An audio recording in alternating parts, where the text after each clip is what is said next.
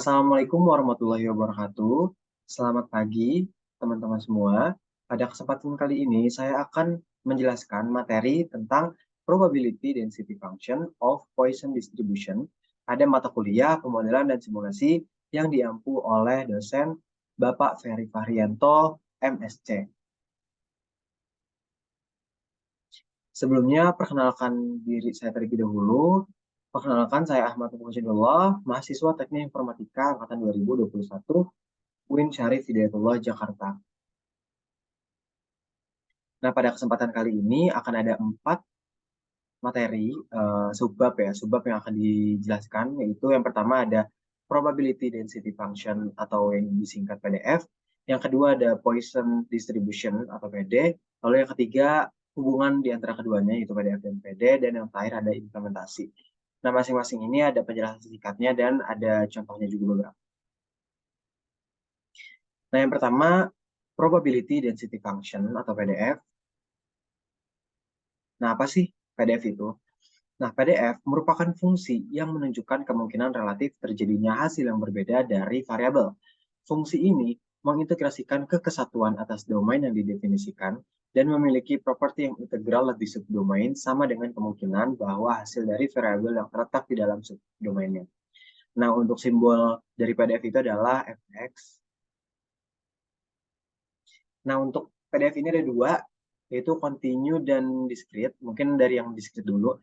Nah, untuk sistem discrete itu, uh, di sini lambangnya menggunakan sigma, dan penjelasannya adalah jumlah dari semua nilai peluang itu adalah 1. Nah, ini kan di sini fx ya. Nah, jumlah dari semua nilai peluang itu adalah sama dengan 1.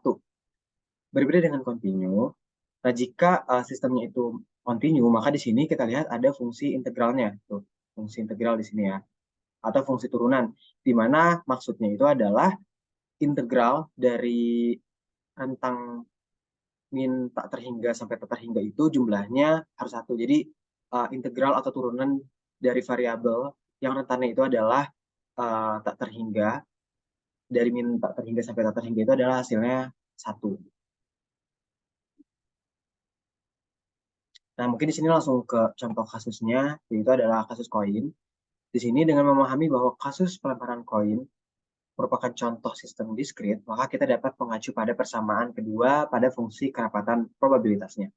Nah, dari masing-masing muka itu ada angka dan gambar ya untuk koin.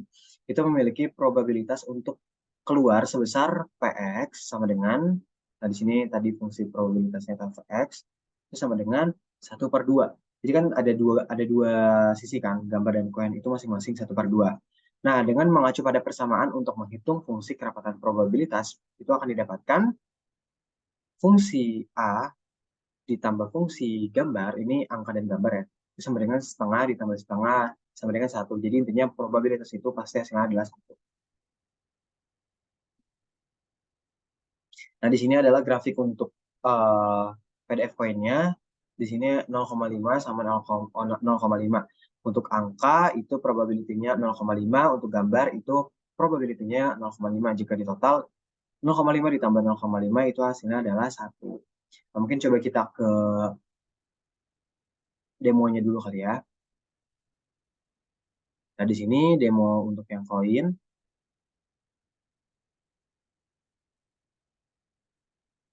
Oke. Nah, sama persis ya, sama gambar grafik yang ada di PPT. Bahwa probabilitasnya itu adalah 0,5 dan 0,5 untuk angka 0,5 untuk gambar 0,5.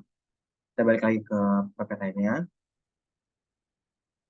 Nah, di sini kita lanjut. Selanjutnya ada Poisson distribution atau PD. Apa sih Poisson distribution itu? Dalam teori probabilitas dan statistika, distribusi Poisson adalah distribusi probabilitas diskrit yang menyatakan peluang jumlah peristiwa yang terjadi pada periode waktu tertentu apabila rata-rata kejadian tersebut diketahui dan dalam waktu yang sangat bebas sejak kejadian terakhir. Nah, ini adalah fungsinya. Di sini fungsinya itu adalah sama dengan lambda pangkat K, pangkat min lambda, dibagi K faktorial. Nah, di sini ada penjelasannya, itu adalah baris logaritma natural, terus K ini adalah jumlah kejadian atau satu peristiwa, jadi kejadian atau peristiwa itu dilambangkan huruf K. Terus K faktorial itu adalah faktorial dari K-nya. Lalu ada lambda adalah bilangan real positif sama dengan nilai harapan peristiwa yang terjadi dalam interval tertentu. Jadi misalnya kalau rata-rata terjadi 4 kali per menit, itu intervalnya adalah 10 menit. Kalau misalnya Poisson itu modelnya itu adalah lambda sama dengan 10 kali 4, itu sama dengan 40 jadinya. Lalu apa sih hubungan kedua antara Poisson distribution sama tadi yang PDF? Oke, di sini hubungan antara PDF dan Poisson distribusi adalah bahwa Poisson distribution memiliki PDF yang khusus. PDF untuk distribusi Poisson itu digunakan untuk menghitung probabilitas khusus untuk setiap nilai diskrit dalam distribusi tertentu. Nah, dalam distribusi Poisson, PDF itu dinyatakan sebagai berikut. P, di sini X sama dengan K, itu sama dengan, ini mirip ya sama yang distribusi Poisson, di sini mirip sama yang sebelumnya, E pangkat min lambda, tapi ini bedanya di pangkatnya, dikali dengan lambda pangkat K dibagi faktorial K. Nah, di sini penjelasannya Px sama dengan K itu adalah probabilitas bahwa variabel acak Poisson X sama dengan K.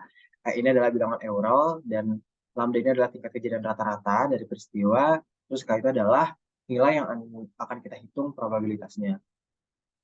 Jadi ini rumus untuk yang PDF dan Poissonnya itu. Nah, jadi hubungan antara PDF dan Poisson distribution adalah bahwa PDF itu digunakan untuk menggambarkan cara probabilitas terdistribusi dalam distribusi Poisson yang memiliki karakteristik khusus berdasarkan tingkat kejadian rata-rata. Dengan menggunakan PDF distribution Poisson, kita dapat menghitung probabilitas berbagai peristiwa dalam distribusi tersebut. Nah, kita langsung ke contohnya, ke contoh soalnya. Nah, di sini ada 3 soal ya. Untuk soal yang pertama, ini ada suatu restoran makanan cepat saji, yaitu Fast Bite. Ini bikin sendiri ya namanya. Melayani rata-rata 4 pelanggan per menit. Seorang peneliti sedang melakukan penelitian tentang berapa banyak pelanggan yang akan tiba dalam waktu tertentu.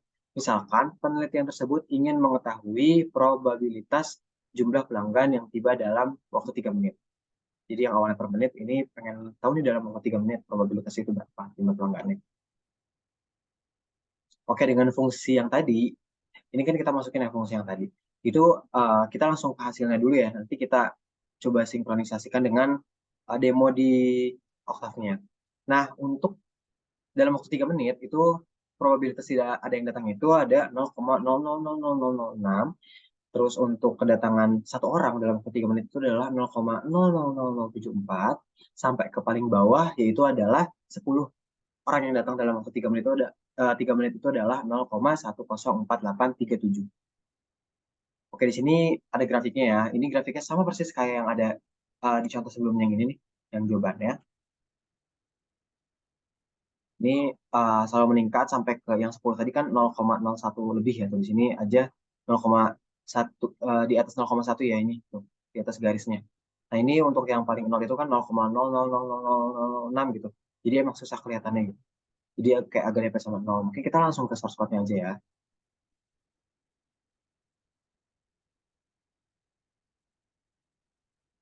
Oke. Di sini mungkin biar langsung kelihatan, kayaknya kita di comment window-nya kali ya. Nah, di sini kita masukin kodenya.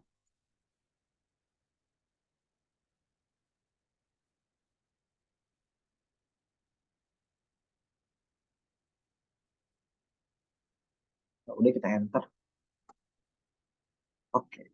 Nah, sini udah keluar ya. Ini sama persis tuh kayak tadi yang ada di PPT bahwa probabilitas orang yang nggak datang atau 0 itu adalah 0,000006 ini. Terus untuk yang satu orang itu adalah belakangnya adalah 74 0,000074. Ini juga bedanya tipis banget. Terus untuk yang 2 orang itu 0,000442 itu udah mulai naik ya, udah mulai kelihatan karena bedanya itu hampir setengah. Terus untuk yang 3 kedatangan itu udah 0,001770, jadi udah juga mulai kelihatan ya peningkatannya. Sampai yang keempat orang kedatangan itu makin kelihatan, dan sampai yang ke atas itu juga kelihatan. Nah, mungkin ini kita dari cara bacanya kali ya kita jelaskan. Di sini ketika jumlah kedatangannya itu 5, maka probabilitas Poissonnya adalah 0,012741.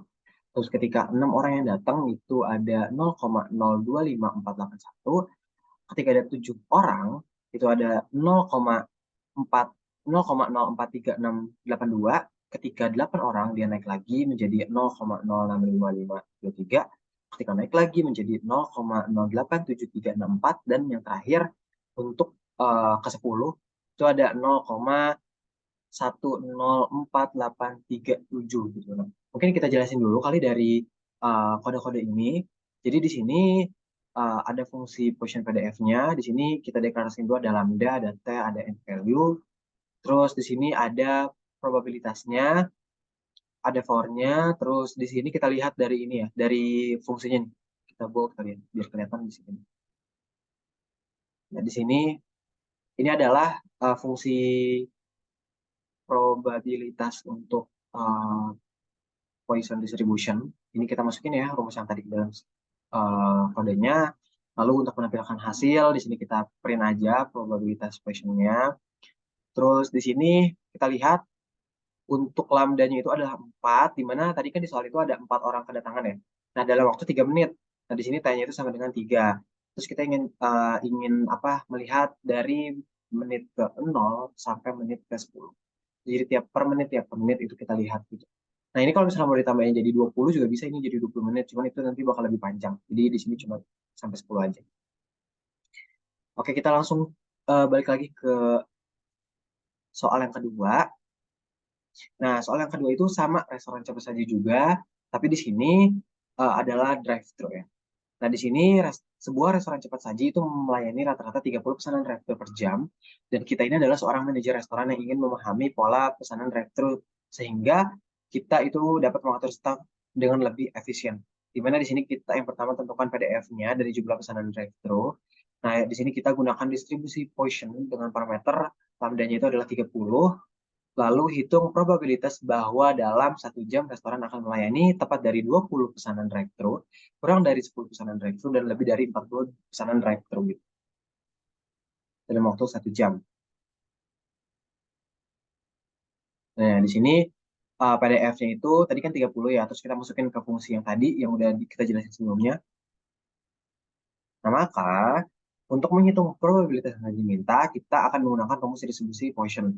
Dan ini adalah rumusnya. Jadi kita masukin tadi untuk yang 20, tepat 20 pesanan itu seperti apa. Di sini jadinya 20 ya. Terus di sini juga kurang dari 10, dan di sini lebih dari 40. Ini kita sesuaiin sama soal yang sebelumnya, yang A ini tepat 20 pesanan, yang B kurang dari 10 pesanan, dan yang C ini kurang dari 40 pesanan. Maka ketika kita udah masukin ke rumus, berapa hasilnya? Nah, jadi berdasarkan distribusi Poisson dengan parameter lambda itu 30, probabilitas yang diminta adalah ketika melayani tepat 20 pesanan dalam waktu 1 jam, maka probabilitasnya itu adalah 0,018.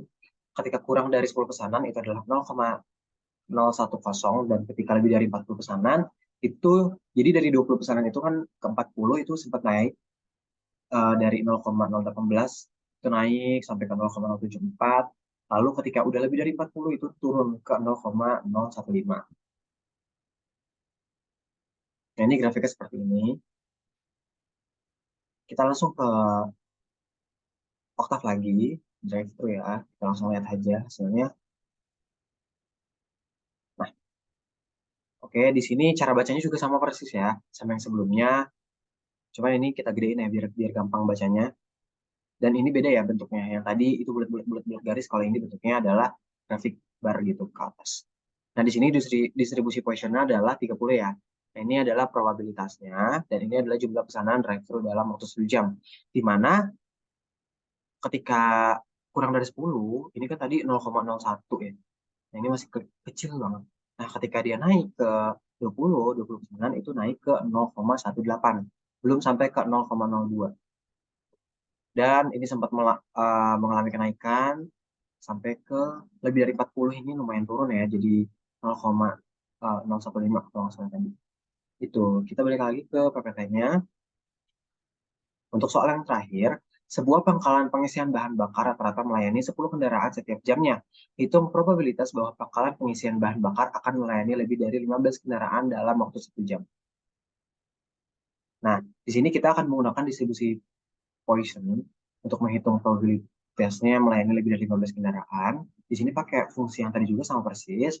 Terus di sini tuh kan lambdanya 10 ya, karena rata-rata kendaraan per jamnya itu tadi 10 kendaraan. Dan kita ingin menghitung probabilitas melayaninya itu adalah lebih dari 15 kendaraan. Maka di sini kita tulis K itu berarti lebih dari 15 ya.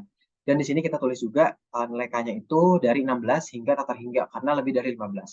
Nah, ini kita masukin ke dalam rumusnya. Nah, setelah menghitung nilai probabilitas kumulatif tersebut, kita akan menguranginya dari 1 untuk mendapatkan probabilitas melebihi lebih dari 15 kendaraan dalam 1 jam.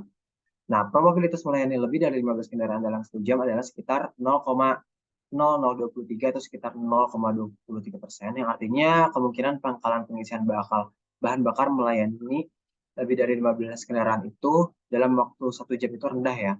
Jadi kita lihat coba apa grafiknya. Nah, itu kan bisa kelihatan kan grafiknya. Nah, di sini udah dibuat juga kodenya SPBU. Ini kodenya juga sama ya. Nanti bisa dibaca. Kayak di sini kita langsung ke grafiknya aja. Nah, ini bisa kita lihat ya bahwa ketika 15 kendaraan, jadi kan ini 10 kendaraan yang lumayan tinggi tuh tadi yang dalam waktu 1 jam. Ini eh, ke mana? Ke 15. Jadi ini ada bar yang 11, 12, 13, 14, 15. Ini mengalami penurunan atau rendah itu di bawah 0,04 ya. Tadi 0,23. Dan ini semakin ke bawah semakin turun. Mungkin cukup sekian untuk presentasi pada hari ini. Terima kasih kepada teman-teman dan terima kasih juga kepada Pak Ferry atas penjelasannya dan pemaparan materi sebelumnya yang membuat saya menjadi lebih paham mengenai materi tersebut sehingga saya bisa mengimplementasikannya dalam kode-kode. Mohon maaf tidak banyak kesalahan kata, billahi taufik wal hidayah, dan maaf juga kalau waktunya kelewat lebih dari 10 menit ya takutnya. Billahi taufik wal hidayah. Wassalamualaikum warahmatullahi wabarakatuh.